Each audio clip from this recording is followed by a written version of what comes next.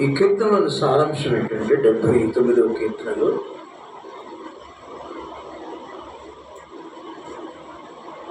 దేవుడు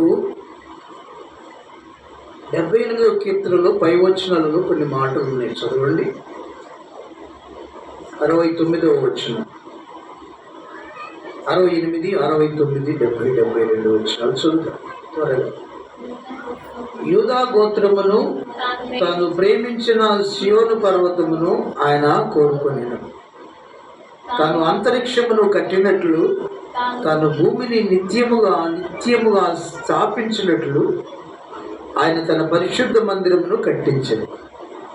తన దాసుడైన దావీదును కోరుకొని గొర్రెల దొడ్డుల నుండి అతను పిలిపించెను.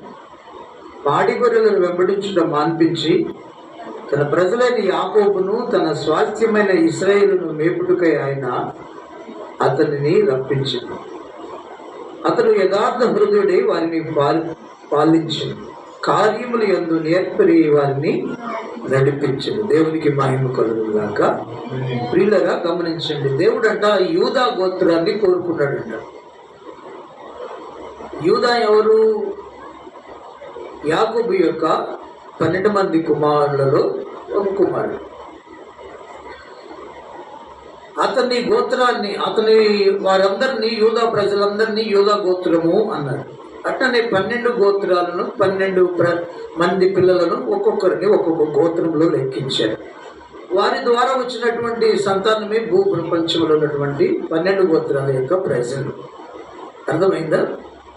అన్ని ప్రాంతాలలో ఉన్న వారందరూ కూడా ఆ గోత్రాలలోంచి, ఆ గోత్రకర్తలలోంచి, యాకోబులోంచి తన పిల్లలు 12 మంది, 12 మందిలో వచ్చినటువంటి సంతానమే భూజనులందరూ కూడా. దేవునికి మహిమ కలుగును గాక. అయితే దేవుడు ఒక దినాన అందరి భాష ఒకటేనంట. ఏంటంట? అందరూ తెలుగేనని అర్థం. ఇప్పుడు రకరకాల భాషలు ఉన్నాయి కదా. ఎన్ని భాషలు ఉన్నాయి? 2000 పైచిలకు భాషలు ఉన్నాయంట.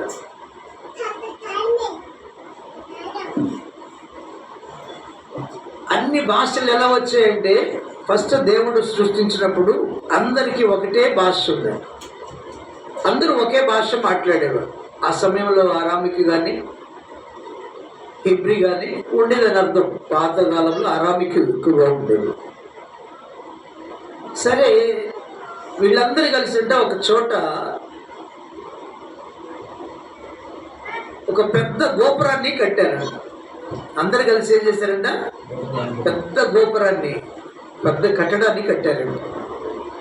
ఎందుకని? మనం అందరం ఇక్కడే ఉందాం, ఒక గొప్ప పేరు సంపాదించే మనుషులు ఎంత గోపురాన్ని కట్టారో, ఎంత టవర్ని, పెద్ద టవర్ని కట్టారని పేరు తెచ్చుకుందాం అనుకుని వాళ్ళందరూ ఒకే ప్రాంతంలో ఉండి వాళ్ళు ఏం చేశారంట? ఒక పెద్ద టవర్ని, ఒక గోపురాన్ని కట్టారంట. మీకు అర్థం కావాలంటే 11వ అధ్యాయం ఆదికాండం 2 మాటలు చదువుతాం. ఆదికాండం గ్రంథం 11వ అధ్యాయము మొదటి వచనం, కొన్ని వచనాలు. భూమి అన్నంతటా ఒక భాషయు ఒక పలుకు ఉండేది. ఏంటంట? భూమి అంతా ఒక భాష, ఒకే భాష ఉందంట, ఒకే పలుకు ఉండేదంట. వారు తూర్పునకు ప్రయాణమైపోవచ్చుండగా షీనారు మైదాన దేశమందు మైదానము వారికి కనబడిన. వారు తూర్పున ప్రయాణం చేస్తూ వెళుతున్నప్పుడంట ఒక పెద్ద మైదానం, షీనారు అనేటువంటి దేశంలో పెద్ద మైదానం, ఓపెన్ ప్లేస్ అంతా కనబడిందంట. అక్కడ వారు నివసించి, మనము ఇటుకలు చేసి బాగుగా కాల్చుదము రెండని ఒకరితో ఒకడు మాట్లాడుకొని, రాళ్లకు ప్రతిగా ఇటుకలను, అడుసులకు ప్రతిగా మట్టికీళ్ళను వారికొండెను. మరియు వారు, మనము భూమి అన్నంతటా చెదిరిపోకుండా ఒక పట్టణమును, ఆకాశమునంటూ శిఖరమును గల ఒక గోపురమును కట్టుకొని, ఏంటంటే గొప్ప పెద్ద గోపురాన్ని, శిఖరాన్ని కట్టుకొని పేరు సంపాదించుకుందాము రండని మాట్లాడుకొనగా ఏం చేస్తారంటే, గొప్ప పేరు సంపాదించుకుందాం. ఈ లోకంలో మనుషులు గొప్ప పేరు సంపాదించుకోవాలని ప్రయత్నం చేస్తుంటారు. ఏం సంపాదించుకోవాలనుకుంటారంటమ్మా? పేరు సంపాదించుకోవాలనుకుంటారు. అలానే ఈ ప్రజలందరూ కూడా పెద్ద కట్టడాన్ని, గోపురాన్ని కట్టి, మంచి నరులు పెద్ద గోపురం కట్టారని నిపించుకోవాలని ఆకాశం అంటున్నంత కట్టాలనుకున్నారు. ఎంతంట? ఆకాశం అంటేంత వరకు కట్టాలని అనుకున్నారు. అలాగా ఉండి ఆ గోపురం కడుతూ ఉన్నారు. ఇటుకలు చేసి మట్టితో కీలు ద్వారా వాటిని పూసి పెద్ద గోపురం కడుతూ ఉన్నారు. చాలా పైకి కడుతున్నారు. వీళ్ళు అనుకుంటుంటే దేవుడు విన్నాడంట వీళ్ళ మాటను. వీళ్ళు అనుకునే మాటను దేవుడు విన్నాడంట. విని వీళ్ళందరూ, నేనేమనుకున్నాను, దేవుడు ఏమన్నాడంటే, మీరు భూమిని నిండించండి. ఏమన్నాడు? ఆయా ప్రాంతాలకు వెళ్ళిపోండి, భూమి మీరు విస్తరించండి, భూమిని నిండించండి, వెళ్ళిపోండి, భూదిగంతములకు వెళ్ళండి అని దేవుడు చెప్తుంటే, మనం అటు వెళ్ళొద్దు, ఇక్కడే ఉందాం అనుకున్నారంట వాళ్ళు. మనం వెళ్ళొద్దు అక్కడికి, ఆయా ప్రాంతాలకు వెళ్ళొద్దు, ఇక్కడే ఉండి మనం పేరు సంపాదించుకుందాం అనుకుని ఆ జనులందరూ కూడా అక్కడ ఉండిపోయారంట. ఆ గోపురాన్ని కడుతున్నారు. ఆ మాట దేవుడు విని, వీళ్ళు ఇక్కడే ఉంటానంటున్నారేంది, భూమి నిండించాలని నేను కోరుకుంటే, ఆయా భూమి అంతా కూడా మనుషులతో ఉండాలని నేను కోరుకుంటే, వీళ్ళు ఇక్కడే ఉండాలి, షినార్ ప్రాంతంలోనే ఉండాలి, షినార్ దేశంలోనే తూర్పు ప్రాంతంలో ఉండాలని వాళ్ళు అనుకుంటున్నారండి. దేవుడు అనుకోనంట వారిని ఏం చేశాడంట? చదవండమ్మా. యెహోవా నరుల కుమారులు కట్టిన పట్టణమును గోపురమును చూడ దిగి వచ్చును. వారి పెద్ద పట్టణం ఆ గోపురాన్ని కడతంటే దాన్ని చూడటానికి దిగి వచ్చాడంట. దేవుడే దిగి వచ్చాడంట. ప్రభు దేవుడికి మహిమ కలుగును గాక. చూడండి, దేవుడు దిగి వస్తాడా రాడా? దేవుడు కనిపిస్తాడా లేడా? దేవుడు వస్తాడు. నీవు భక్తి ఉంటే నీకు కనిపిస్తుంది. ఈ రోజున కొంతమంది దేవుడు కనిపించడు అంటారు. అంటే అనంతుడు కనిపించడు. అర్థమైందా? దేవుని యొక్క స్వరూపం ఏంటంటే విశ్వరూపం. నింగి నేలకు ఆవరించిన వాడు, భూమి ఆకాశములు పట్టజాలమంటాయి. ఏంటమ్మా? ఆయన యొక్క రూపాన్ని, విశ్వరూపాన్ని భూమి ఆకాశము ఏది కూడా ఆయన పట్టజాలదంట. అందుకే ఆయన ఆత్మస్వరూపి అంటారు. అంతటా ఉన్నవాడు. ఇంకా పౌరు భక్తుడు ఏమంటాడంటే, ఆయన మీద అంట మనం చెల్లిస్తున్నామంట. ఎవరి మీద? భూమి మీద కాదు, దేవుని మీద మనం చెల్లిస్తున్నాం. ఆయన మీద భూమి ఉంది. భూమి ఒక చిన్న బంతిలు అంట ఆయన దృష్టికి. దాని మీద మనం చీమల్లాగా చెల్లిస్తున్నాం. అంటే దేవుని మీదనే మనం నడుస్తున్నామంట, ఉనికి కలిగి ఉన్నామంట. ఎంత ఆశ్చర్యం! అంత ప్రపంచాలు ఆయన మీద నిర్మాణమైనవి అంట. దేవునికి మహిమ కలుగును గాక. స్తోత్రం. ఏంటంటే ఆయన మీద నిర్మాణమైంది ప్రపంచాలు, ఒకటిగా. కాబట్టి వీళ్ళ ఆయన ఎవరు చూడలేదు, చూస్తే బ్రతకలేదు. మన మార్త మాకు ఒక మాట చెప్పేది, మార్తక్క గుర్తుందా? కోటేశ్వర గారి భార్య. మీకు గుర్తులేదు, మీ చిన్నపిల్లలు మీరు. ఆ అక్క ఒక ప్రార్థనలు అంట, కళలో ఆకాశానికి ఉందంట కన్ను. అర్థమైందా? ఒక కన్ను ఆకాశానికి ఉందంట. ఆకాశం ఉందంట ఆయన కన్ను, ఒక్క కన్నే. మరి రెండవ కన్ను ఎక్కడ ఉండాలి అని నాకు వచ్చింది ప్రశ్న. అయ్యా, నాకు ఇలా కనపడిందయ్యా ప్రార్థన కళలో, దేవుని కన్నంట ఒక్క కన్నే ఆకాశానికి ఉందంటయ్యా. అట్లా కన్ను రెప్పవాల్చకుండా చూస్తూ ఉన్నాడయ్యా. అట్లా కనపడింది నాకు ఆ కళలు. అంటే నిజమేనక్క, ఆయన అనంతుడు కదా అన్నాను. ఆ తర్వాత నాకు అనిపించింది, ఒక్క కన్ను ఆకాశానికి ఉంటే రెండవ కన్ను ఎక్కడ ఉండాలి? ఆయన తల ఎక్కడ ఉండాలి? ఆయన బాడీ ఎక్కడ ఉండాలి? ఆయన కాళ్ళు ఎక్కడ ఉండాలి? ఆయన చేతులు ఎక్కడ ఉండాలి? ఆయన విశ్వనాథుడు అంటారు. విశ్వనాథుడు అంటే అసలు ఆయన విశ్వానికి నాథుడే కాదు, అసలు విశ్వరూపుడు. ఎవరికి మనిషి కంటికి దేవుడు చూడలేదు. ఒక కన్నే కనిపించింది అక్కగారికి, మరి రెండవ కన్ను ఎక్కడ ఉండాలి? కాబట్టి దేవునిని మానవుడు అనంతుడిని చూడలేదు. అయితే ఆయన ఏం చేశాడంటే ఆత్మస్వరూపిగా మన మధ్యకి చూసే రీతిగా, మానవుడు చూసే రీతిగా యేసుక్రీస్తు ప్రభువారిగా వచ్చాడు. అలానే అబ్రహాము దగ్గర కూడా ముగ్గురుగా మానవ నేత్రాలు చూడగలిగిన రూపాన్ని పొందుకొని ఆయన వారు ముగ్గురుగా అబ్రహాం దగ్గరికి వచ్చాడు. దేవునికి మహిమ కలుగును గాక.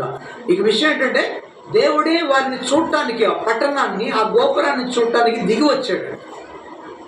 అలానే మన దగ్గర కూడా నువ్వు ఎలా ఉన్నావు, నువ్వు ఏం చేస్తున్నావు, నువ్వు ఎంతగా వర్ధిల్లావు, ఎంతగా ఆశీర్వదించబడ్డావు, ఎంతగా ప్రార్థన చేస్తున్నావు, అవి చూడటానికి ఆయన కూడా దిగి వస్తాడు. నీ భక్తిని చూడటానికి దిగి వస్తాడు. నీ బాధలు తీసివేయడానికి దిగి వస్తాడు. ఐగుప్తు దేశంలో ప్రజలంట ఇనుప కొలిమి లాంటి శ్రమల్లో ఆ ఫరో రాజుగారు వాళ్ళని బాధిస్తూ ఉంటే దేవుడు అప్పుడు కూడా దిగి వచ్చాడంట. అర్థమైందా? వారి బాధలను చూచి ఆ బాధల నుంచి విడిపించడానికి దేవుడు దిగి వచ్చాడంట. ఇక్కడేమో పట్టణాన్ని, వారు కట్టిన గోపురాన్ని చూడటానికి దిగి వచ్చాడు. అక్కడేమో వారి బాధలను తీసివేయడానికి, ఇనుప కొలిమి నుంచి వారిని విడిపించడానికి, ఐగుప్తు రాజు చెరల నుంచి విడిపించడానికి అక్కడికి దిగి వచ్చాడు. కాబట్టి దేవుడు అనంతుడు, మా ఆకాశ మహాకాశాల పైన ఉన్నటువంటి దేవుడు, సభాపర్వతం మీద ఆయన పరలోకంలో ఉన్నటువంటి దేవుడు. ఆ పరలోకం యొక్క స్థితి మానవుని యొక్క కదా వాటికి ఏమంటారు, సెతస్కోప్కి కానీ టెలిస్కోపులు కూడా అందనటువంటి దూరంలో ఉంది పరలోకం. అక్కడి నుంచి ఆయన దిగి వచ్చిందంటే తన పిల్లల దగ్గరికి. అక్కడేమో బాధలు విడిపించడానికి, శత్రువు నుంచి విడిపించడానికి దిగి వచ్చాడు. ఇక్కడేమో పట్టణాన్ని చూడటానికి దిగి వచ్చాడు. కాబట్టి దేవుడు వస్తాడు, అది ముఖ్యమైనటువంటి పాయింట్. దేవుడు నీ దగ్గరికి వస్తాడు, నా దగ్గరికి వస్తాడు, నిన్ను చూడటానికి వస్తాడు, నీ బాధలు తుడిచివేయటానికి, నిన్ను బాధ పెడుతున్న సాతాను యొక్క ఆ స్థితి నుంచి విడిపించడానికి దేవుడు ఖచ్చితంగా దగ్గరకు వస్తాడు, దిగి వస్తాడు, నిన్ను చూస్తాడు. అంటే నువ్వు చేసేటువంటి సద్భక్తిని బట్టి ఆయన రాగలిగినటువంటి సమర్థుడు ఆయన. అంటే దాని ఉద్దేశం ఏంటంటే దేవుడు చలనం లేనివారు కాదు. దేవుని స్తోత్రం.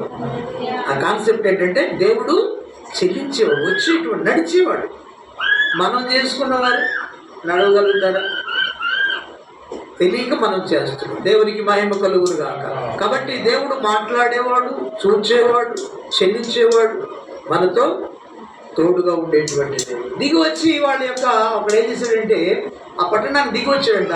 వాళ్ళు విపరీతంగా హైకి ఆకాశం అంటే పడుతున్నారంట.